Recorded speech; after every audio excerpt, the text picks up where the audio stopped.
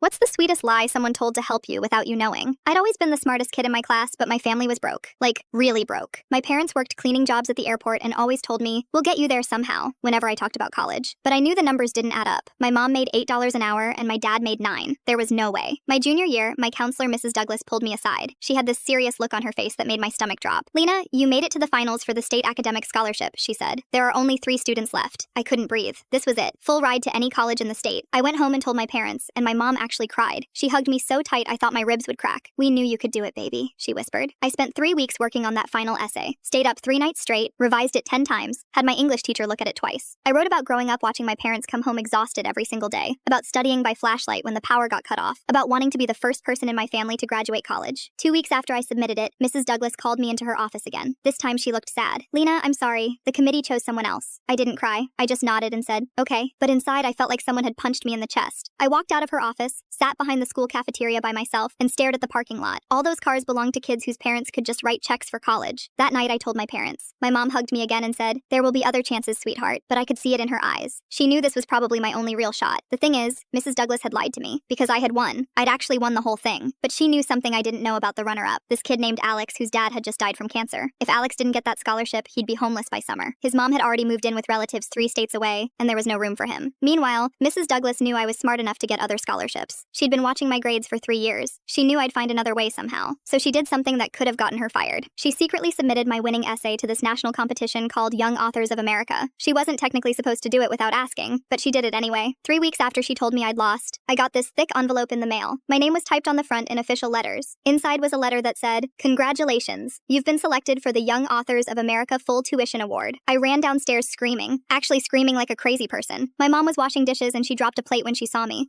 What happened? I shoved the letter at her and she read it 3 times before she started crying. Then we were both crying and hugging each other in the kitchen, while my dad stood there asking what was going on. The scholarship was even better than the state one. Full tuition plus room and board at any college in the country, plus a $2,000 book allowance every year. I couldn't believe it. Neither could my parents. When did you apply for this? My mom asked. I didn't, I said. I have no idea how this happened. Mrs. Douglas never told me the truth. I didn't find out until 5 years later, when I was home from college for Christmas. I ran into her at the grocery store and thanked her for everything she'd done for me. She got this weird look on her face and said, Lena, can I buy you coffee? We sat in the Starbucks inside the store and she told me everything. How I'd actually won the state scholarship, how she'd given it to Alex instead, how she'd submitted my essay to the national competition behind my back. I knew you'd hate me if you found out, she said, but I also knew you were strong enough to make it either way. Alex wasn't. I stared at her for a long time. Part of me wanted to be mad. She'd lied to me, made me think I'd failed when I'd actually succeeded. But then I thought about Alex, who I'd heard was doing well at the state university. And I thought about myself, sitting in that same coffee shop with a degree from an amazing school that I never would have considered if I'd taken the state scholarship.